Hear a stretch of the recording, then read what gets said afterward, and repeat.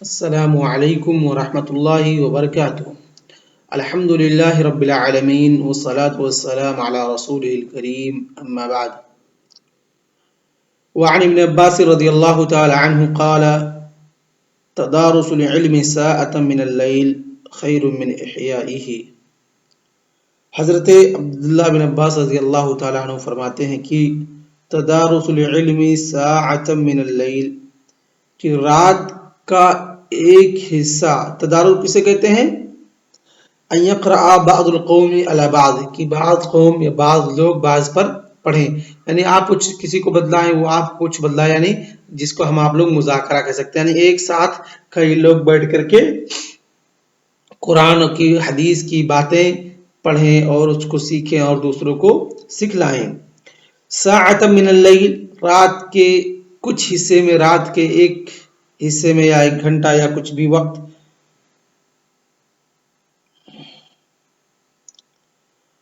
تو کیا ہے؟ خیر من احیائیہا، تو اگر رات کے کچھ حصے میں تعلیم حاصل کرنا، علم شرعی حاصل کرنا، قرآن و حدیث کی تعلیم حاصل کرنا، صرف اور صرف کچھ حصے میں، اور اس کے بعد سو جانا، یہ کیا ہے؟ خیرم، یہ کیا ہے؟ اس میں تفضیل کا صیغہ ہے کہ اس کے لیے سب سے زیادہ بہتر ہے من احیائیہا، کہ آپ پوری کی پوری رات زندہ رکھیں، کس سے؟ بالعبادتی اور بالقیام، کہ آپ عبادت سے اور قیام سے اور تہجد سے، قیام اللیل سے اور تہجد سے پوری رات زندہ رکھیں، یعنی پوری کی پوری رات آپ تہجد میں پڑے رہیں، تہجد پڑھتے رہیں۔ اس سے بہتر ہے کہ کچھ گھنٹے آپ، رات کے کچھ گھنٹے آپ علم دین کا مذاکرہ کر لیں، علم دین پڑھیں اور دوسروں کو پڑھائیں۔ تو یہ حدیث، اس سے علم کی اہمیت کا پتہ چلتا ہے کہ اللہ رب العالمین نے کس طریقے سے عالم کو عابد پر فضیلت بخشی ہے، کہ ایک عابد ہے جو راتوں رات، پوری کی پوری رات، جس کے تعلق سے اللہ رب العالمین نے قرآن مقدس کے اندر فرمایا تتجافى جنوبهم عن المضاجع ويدعون ربهم خوفا وطمعا، جن کے پہلو ان کے بستروں سے الگ ہوتے ہیں اور اپنے رب کو وہ پکارتے رہتے ہیں، خوفا وطمعا، ڈرتے بھی ہیں پکار کے وقت، اور اللہ رب العالمین سے امید بھی لگائے ہوئے ہیں۔ اور اللہ رب العالمین ان کی جو فضیلت بیان کی ہے، سوچئے کہ جو اللہ رب العالمین کے لیے راتوں کے اندر قیام اللیل کرتا ہے، اللہ رب العالمین نے کیا اس کے لیے فضیلت بیان کر کے رکھی ہے۔ اور جب ایک عابد بندے کے لیے یہ فضیلت ہے، تو جو بندہ عالم دین ہے، جو اس کو عابد پر فضیلت حاصل ہے، جس کو جو کیا ہے؟ عابد پر جس کو فضیلت حاصل ہے، تو اس کی کتنی فضیلت ہوگی، اس کی کتنی قدر ہوگی۔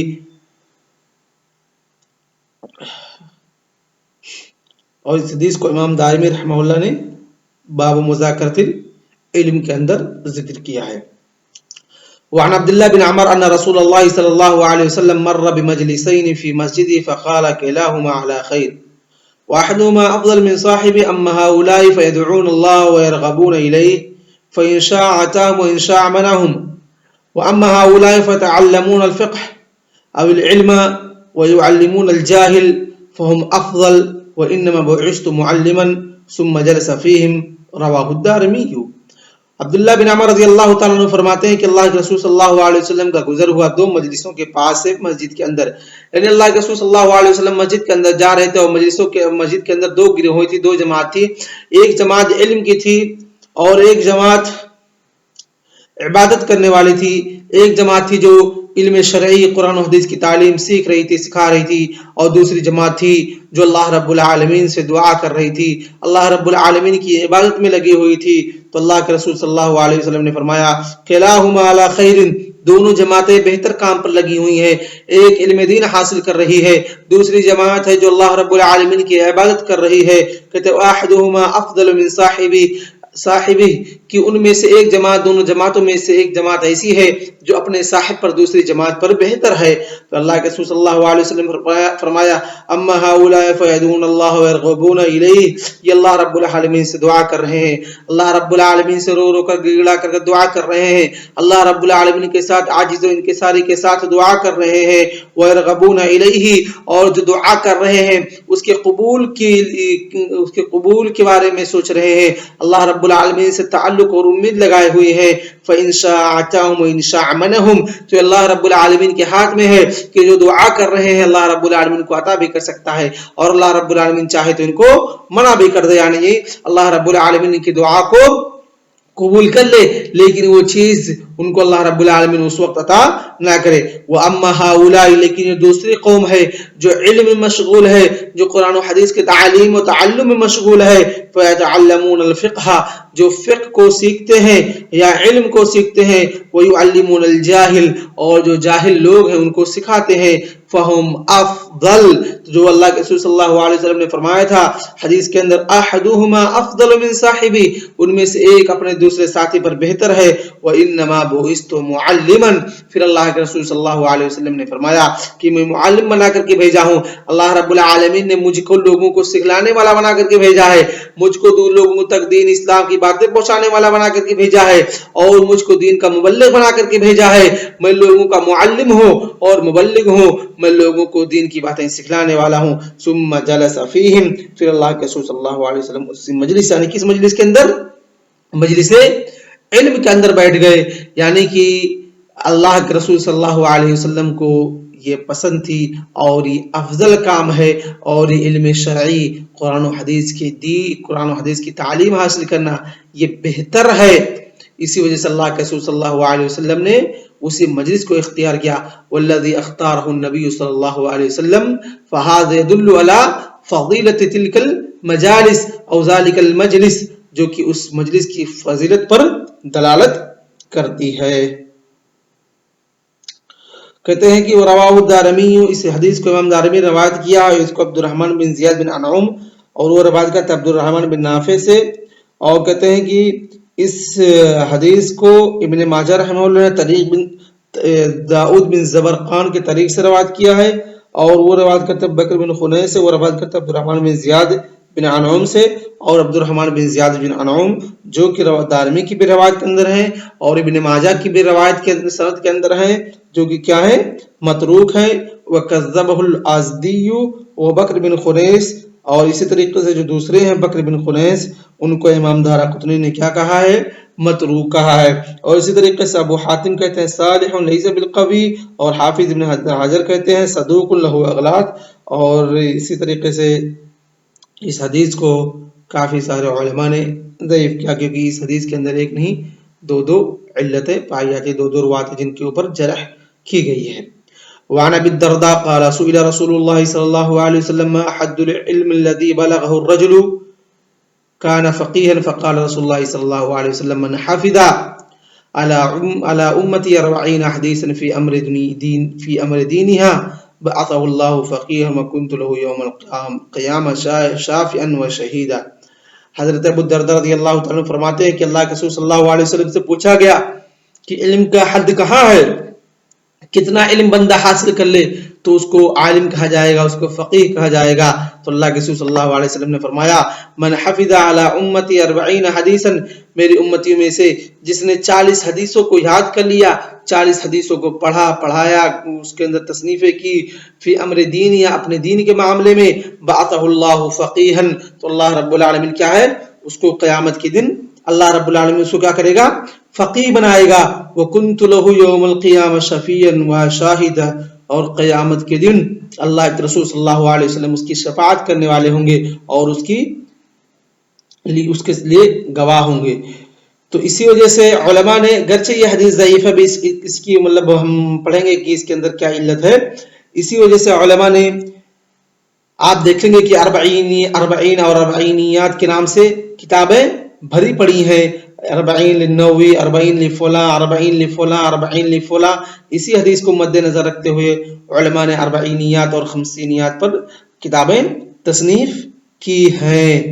کیا کی ہیں؟ کتابیں تصنیف کی ہیں، اور اربعینیات کو آپ کو دیکھنی کتنی اربعینیات لکھی گئی ہیں،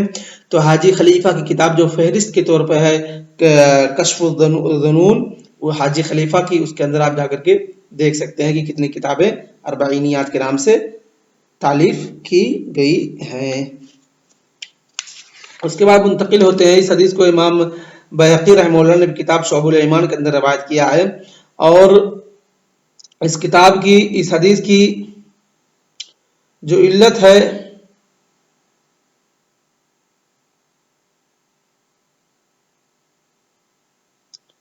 امام ابن حبان رحمہ اللہ نے اس حدیث کو ضعفاء کے اندر نقل کیا ہے، اور اسی طریقے سے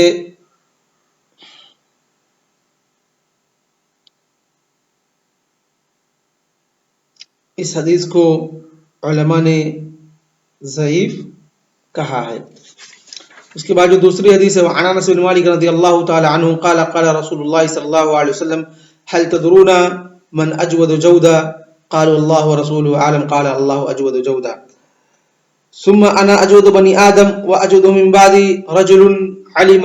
علما فنشره ياتي يوم القيامه اميرا وحده او قال امه وحده، کہ اللہ کے رسول صلی اللہ علیہ وسلم نے فرمایا من اجود الناس جودا، کہ احسن جودا ای اکثر کرمن، کہ سب سے بہتر اور سب سے زیادہ کرم والا بندہ کون ہے؟ تو اللہ کے رسول صلی اللہ علیہ وسلم سے نے جب پوچھا تو صحابہ کرام نے کہا اللہ اور اس کے رسول بہتر جانتے ہیں۔ کہا سب سے زیادہ بہتر کرم کرنے والا اور سب سے زیادہ بہتر سخی اللہ رب العالمین ہے، جو پوری دنیا پر اپنی نعمتوں کو نچھاور کر کے رکھا ہے۔ اس کے بعد انا اجود بنی آدم، اور بنی آدم میں سب سے زیادہ سخی اور سب سے زیادہ کرم والا میں ہوں۔ اس کے بعد میرے بعد سب سے زیادہ کرم اور سخی والا بندہ وہ ہے جو علم کو سیکھتا ہے اور اس کو نشر کرتا ہے۔ یاتی یوم القیامہ، قیامت کے دن وہ آئے گا، امیر وحدہ، گویا کہ ایک اکیلا ایک جماعت کے ساتھ ہوگا، امیرن ہوگا لیکن وہ کیا ہوگا؟ اکیلا، امیرن وحدہ، اکیلا ہوگا اور وہ امیر ہوگا، یعنی اس کی تعظیم کے لیے جس طریقے سے یعنی انبیاء کرام آئیں گے، ان کے ساتھ جماعتیں ہوں گی، ان کی شرف اور عظمت پر دلالت کرے گی، اسی طریقے سے یہ آدمی جو علم شرعی حاصل کرتا ہے، قرآن و حدیث کی تعلیم حاصل کرتا ہے، یہ بھی قیامت کے دن ایسے ہی آئے گا، اکیلا ہوگا، لیکن اس کو اس کے ساتھ ایسا لگے گا پوری جماعت ہے، یعنی اس کے شرف میں کہ اس نے علم دین حاصل کی ہے۔ اور اسی طریقے سے امت وحدہ، جس طریقے سے ابراہیم علیہ السلام کے تعلق سے کہا گیا تھا ان ابراہیم کان امت واحدہ، تو اسی طریقے سے یہاں پر بھی جو کہ اس کے عزت اور عظمت اور شرف پر دلالت کرتی ہے۔ اور اس حدیث کو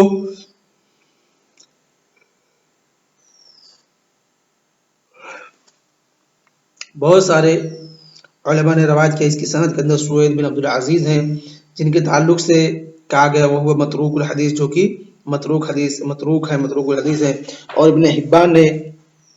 کہا وقال منکر باطل، اس حدیث کے تعلق سے منکر ہے اور باطل ہے۔ اس کے بعد انس رضی اللہ تعالیٰ عنہ کی دوسری حدیث، عن النبی صلی اللہ علیہ وسلم قال منہومان لا یشبعان، کہ دو ایسے لوگ جو کہ کسی بھی چیز کے اندر منہمک ہو گئے ہیں، کسی بھی چیز کے اندر لگ گئے ہیں، لا یشبعان، وہ کبھی بھی آسودہ نہیں ہوں گے، اور کبھی بھی ان کی خواہش، ان کی پیٹ یا ان کی خواہش، ان کی ڈیزائر، ان کے اسپریشن کبھی بھی پورا نہیں ہوں گے۔ منہوم فی العلم، ایسا بندہ جو کہ ایولوع فی العلم، جو علم حاصل کرنے میں منہمک ہو گیا ہے، لا یشبع منہ، کبھی بھی اس سے وہ بھرے گا نہیں۔ وہ منہوم فی الدنیا لا یشبع منہا، اسی طریقے سے جو بندہ دنیا میں منہمک ہو گیا کبھی بھی اس کا بھی پیٹ نہیں بھرے گا۔ اس کے بعد کہتے ہیں رواہ البیہقی الاحادیث الثلاثہ، جو تینوں حدیث لاش کی بھی پڑھی ہیں، ابو الدرداء والی اور اس سے پہلے جو انس کی، پھر یہ انس رضی اللہ تعالیٰ عنہ کی، ان تمام تینوں حدیثوں کو امام بیہقی رحمہ اللہ نے اپنی کتاب شعب الایمان کے اندر نقل کیا ہے۔ قال وقال امام احمد فی حدیث ابی الدرداء هذا متن مشہور فیما بین الناس وليس له اسناد صحیح، اور جو 40 والی حدیث ابو الدرداء کی پڑھی ہے اس کے تعلق سے امام احمد رحمہ اللہ فرماتے ہیں کہ یہ متن مشہور ہے لیکن اس کی کوئی صحیح سند نہیں ہے۔ تو اس حدیث کو پڑھتے ہیں جس کے اندر منہومانی لا یشبعانی، اس حدیث کو امام حاکم رحمہ اللہ نے بہقی کے علاوہ امام حاکم رحمہ اللہ نے اپنی کتاب مستدرک کے اندر نقل کیا اور کہا صحیح علی شرط الشیخین ولم یخرجہ، اور اسی طریقے سے علماء فرماتے ہیں کہ ولم اجد لہو الا، اس حدیث کی کوئی علت نہیں ہے، اور اسی بات کو امام ذہبی نے انہیں تاکید کی ہے۔ اور اسی طریقے سے ابو خیثمہ نے فی العلم میں اور طبرانی نے اوسط و کبیر دونوں کے اندر اس حدیث کو نقل کیا، اور بزار نے ابن عباس کے طریق سے نقل کیا، اس کے اندر سلیلیس بن سلیم ہیں وہ ضعیف، اور وہ کیا ہیں؟ ضعیف ہیں۔ وقال بیہقی قال وہ کیا ہیں؟ ضعیف ہیں۔ تو آج کا درس ہم اسی پر اکتفا کرتے ہیں۔ وصلی اللہ علی نبینا محمد وعلی آلہ وصحبہ اجمعین۔ السلام علیکم ورحمۃ اللہ وبرکاتہ۔ اور کتاب العلم، جو کہ ہم کتاب العلم کی اتنی حدیثوں سے اکتفا کرتے ہیں، اور انشاءاللہ اگلے سیشن میں نئے کتاب کے ساتھ، یعنی کتاب الصلاۃ یا پھر کتاب النکاح، ہم آپ لوگ دراسہ کریں گے۔ وصلی اللہ علی نبینا محمد وعلی آلہ وصحبہ اجمعین۔ السلام علیکم ورحمۃ اللہ وبرکاتہ۔